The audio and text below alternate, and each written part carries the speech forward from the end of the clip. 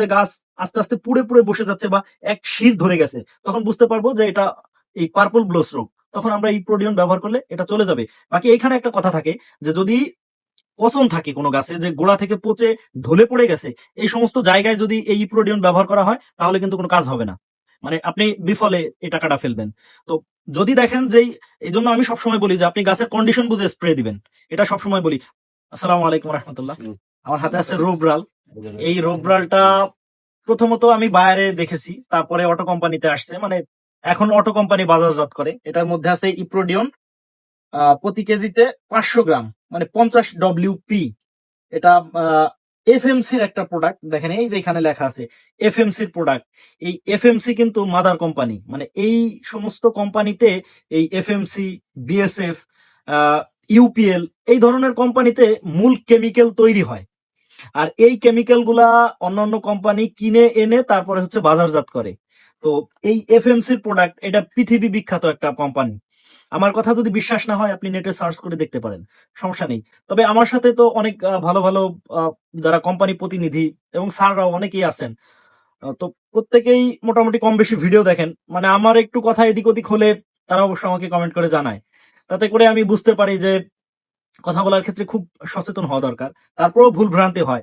তবে যদি ভুল ভ্রান্তি হয় আমাকে মেসেজ করবেন এবং আমাকে বলে দিবেন, আমি শুধরে যাব ইনশাল্লাহ। ভুলের ঊর্ধ্বে মানুষ না, ভুলের ঊর্ধ্বে হচ্ছে শয়তান। মানুষের ভুল হবেই।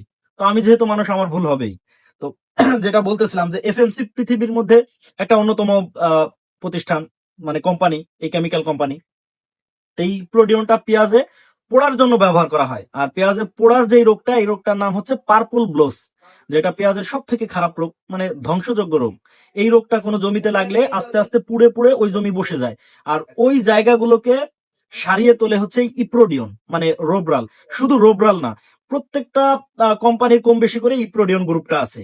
আপনি জাস্ট রোবরাল পাচ্ছেন না, অন্য কোম্পানির একটা পাচ্ছেন। যেমন পিডিয়ন, পদ্মা অয়েলের একটা প্রোডাক্ট আছে পিডিয়ন, এটাও কিন্তু খুব ভালো কাজ করে। মানে গ্রুপ হচ্ছে ইপ্রোডিয়ন। তো পেঁয়াজের যেই পার্পল ব্লোস, এটা আমরা কিভাবে বুঝতে পারি? মানে গাছের সিমটম দেখতে হবে এবং গাছের সিমটম দেখে ট্রিটমেন্ট দিতে হবে। তো সাধারণভাবে যখন দেখবো যে গাছ আস্তে আস্তে পুড়ে পুড়ে বসে যাচ্ছে বা এক শির ধরে গেছে, তখন বুঝতে পারবো যে এটা এই পার্পল ব্লোস রোগ। তখন আমরা এই প্রোডিয়ন ব্যবহার করলে এটা চলে যাবে। বাকি এইখানে একটা কথা থাকে যে যদি পচন থাকে কোনো গাছে, যে গোড়া থেকে পচে ঢলে পড়ে গেছে, এই সমস্ত জায়গায় যদি এই প্রোডিয়ন ব্যবহার করা হয় তাহলে কিন্তু কোনো কাজ হবে না, মানে আপনি বিফলে এই টাকাটা ফেলবেন। তো যদি দেখেন যে এই জন্য আমি সবসময় বলি যে আপনি গাছের কন্ডিশন বুঝে স্প্রে দিবেন, এটা সবসময় বলি। অনেকেই স্প্রে রুলসটা সাজিয়ে দেন যে এটার পর এটা দেন, এটার পর এটা দেন। এটা না, আপনি গাছের কন্ডিশন দেখেন এবং আপনি না বুঝলে যে বোঝে তাকে দেখান। আর তাও যদি না পারেন, আপনি একটা গাছ উঠান, একটা গাছের কতটুকু ক্ষতি হবে? গাছটা নিয়ে দোকানে চলে আসেন, তার থেকে সুন্দর করে দেখে বুঝে শুনে ট্রিটমেন্ট নিয়ে তারপরে যান, সেটা বেশি ভালো। তো এটা সরিষায়ও ব্যবহার করা যায়। সরিষায় যেই লিফ ব্লাইট আছে, আহ, এই লিফ ব্লাইটটা সরিষায় চলে যায় এবং যেটা মানে দানায় যেই দাগটা আসে, এই দাগটা চলে যায়। আর আরেকটা রোগ হয় সরিষায়, অল্টারনে অল্টারনেরিয়া ব্লাইট। এই অল্টারনেরিয়া ব্লাইট ওই যে দেখা যায় যে পাতার দিক থেকে পুড়তে পুড়তে নিচের দিকে আসে।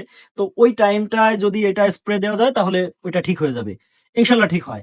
এবং সরিষায় যখন এটা ব্যবহার করা হয়, সরিষার যে দানা আছে একেবারে চকচকে দানা হয়।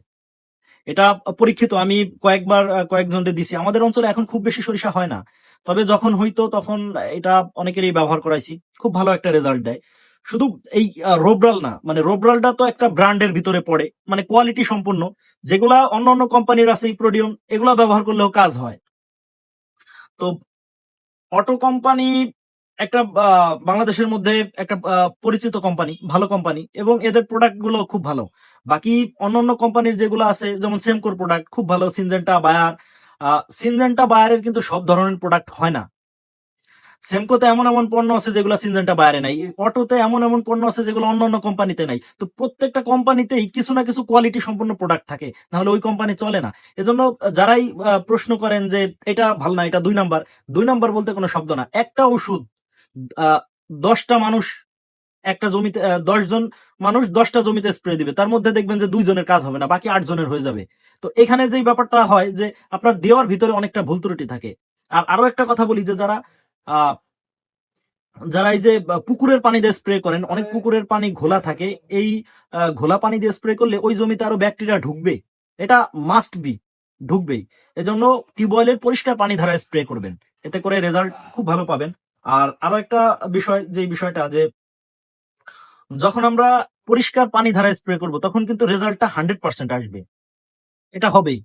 এজন্য সবসময়ই আমি বলি যে আপনি পুকুরে সার দেওয়া থাকে, এই সারযুক্ত পানি দিলে পুরা জায়গা পচা জায়গা দিলে আরো বেশি পরিমাণ পচে যায়। এজন্য পরিষ্কার পানি, এটা আপনাকে নির্ধারণ করতে হবে। তো রোবরাল সম্পর্কে আজকে এতটুকুই ছিল। দেখা হবে অন্য কোনো ভিডিওতে। যদি ভিডিও ভালো লাগে তাহলে গ্রহণ করবেন এবং ছড়িয়ে দিবেন, আর যদি ভিডিও ভালো না লাগে তাহলে অ্যাভয়েড করবেন। তো সকলে ভালো থাকবেন, সুস্থ থাকবেন। আল্লাহ হাফেজ।